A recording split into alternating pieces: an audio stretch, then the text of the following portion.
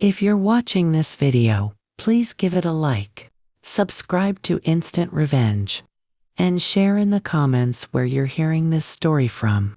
I'd love to know how far it's traveled.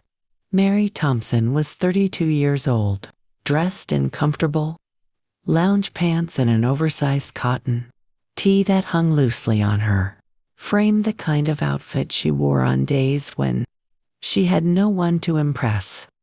She stood before the foggy bathroom mirror, her skin still glistening from the hot shower. In the reflection, her wide hazel eyes stared back, framed by naturally long lashes and dark auburn hair tied into a messy ponytail. But beneath that familiar image, an unexplained unease gnawed at her, a subtle dread that refused to be ignored. Glancing at the calendar in the hallway, she noted there were precisely 20 days until her wedding. Fairy tale event with the gown fitted, invitations mailed, and every detail meticulously planned. Yet, that morning, a knot twisted in her stomach, making everything feel off-kilter. She cracked open the window, letting the crisp January breeze flood the room. Her apartment was nestled in a quiet, upscale neighborhood, reminiscent of Chicago's leafy suburbs, where mornings were serene and neighbors exchanged only fleeting nods.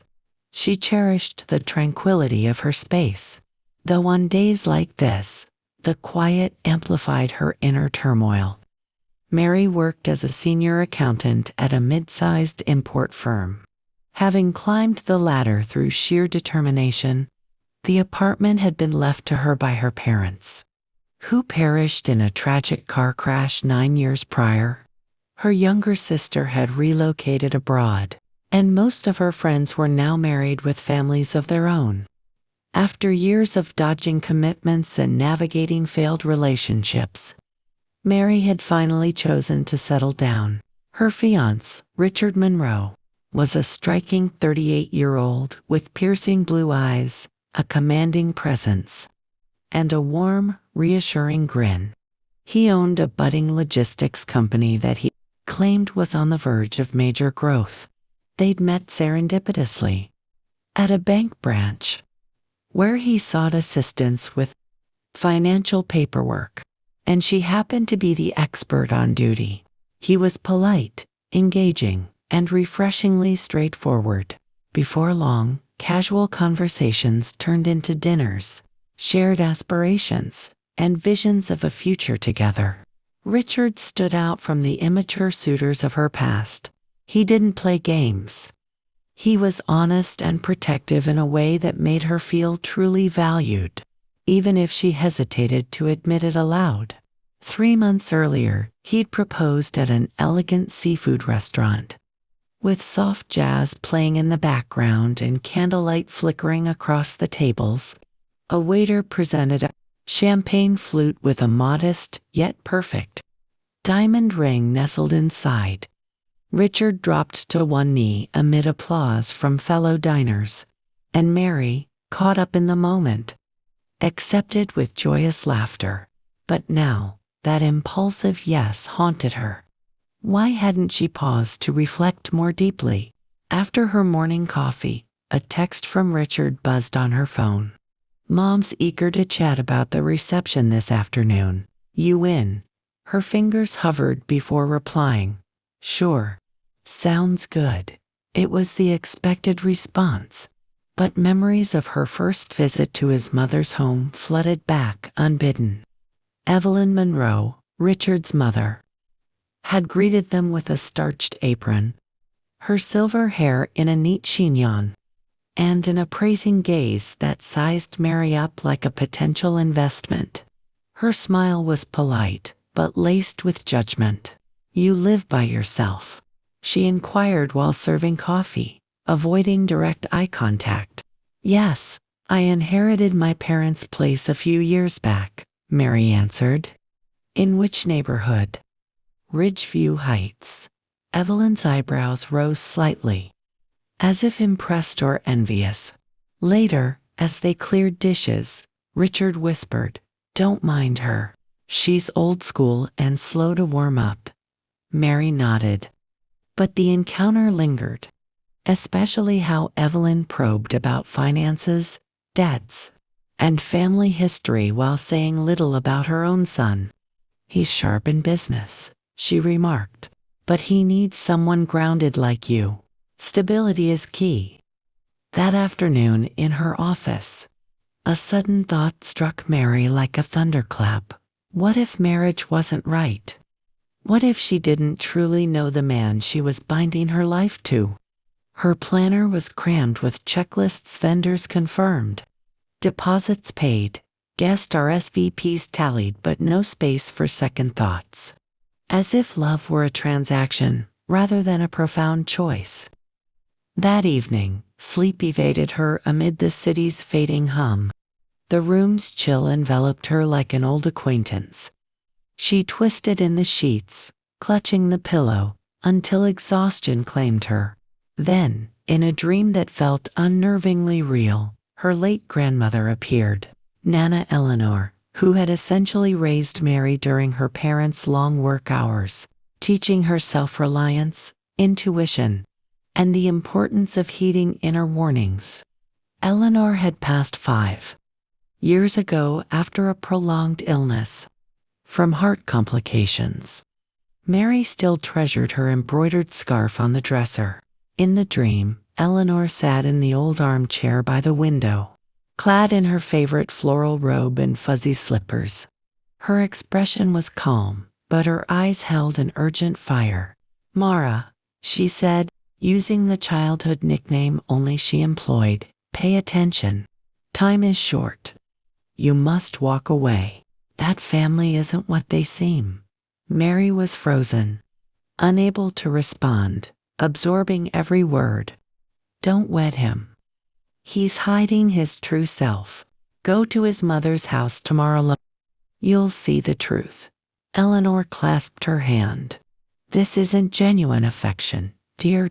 It's a snare. Wake up now." Mary jolted awake, drenched in sweat, heart racing.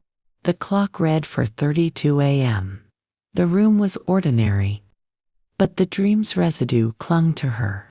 She rose, paced to the kitchen, and sipped water with unsteady hands. Glancing at the calendar, she noted the scheduled visit with Evelyn.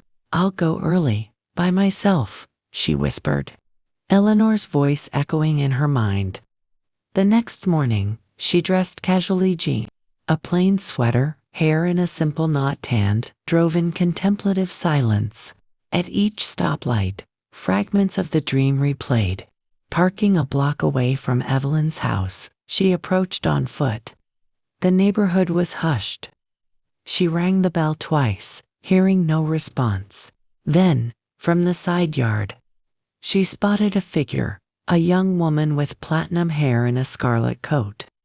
Slipping out the back door and hurrying to a car without a backward glance, Mary stiffened.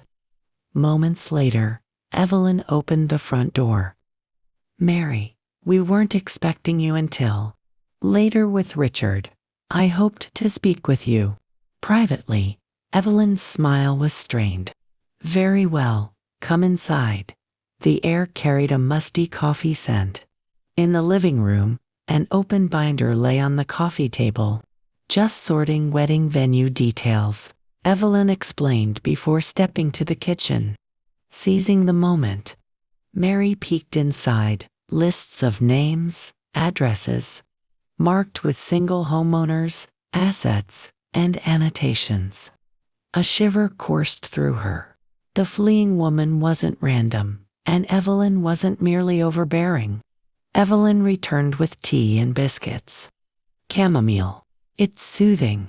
Mary nodded, eyes darting to the no-closed binder. The conversation felt scripted, Evelyn's demeanor a mask of composure hiding unease. "Are you thrilled about Richard?" she asked abruptly. "Of course. Why?" Weddings stir up old doubts. Sometimes, ignored signs surface later, like in your marriage. Evelyn's laugh was hollow. "I wed for appearances, not passion. But you You have independence, a home, a career. Richard needs that balance. The words dripped with subtext. Mary pressed. What about the woman I saw leaving the back? Evelyn faltered. A neighbor's nanny. Without the child. Evelyn sighed, retrieving a photo album from a drawer. If you insist. Look. The early pages were innocuous Richard's childhood snapshots, but recent ones revealed him with the blonde woman, arm around her at dinners, patios, even a casual wedding ceremony dated last June. Mary's voice trembled. What is this? A fleeting mistake. She was unstable.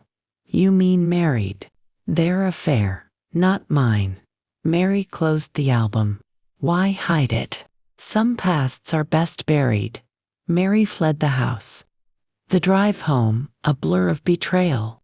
That night, Richard arrived with takeout and wine. Oblivious. How was Mom? Mary confronted him with the album. Why didn't you mention your marriage? He froze, then deflected. It was short-lived, irrelevant. And the list of women with properties.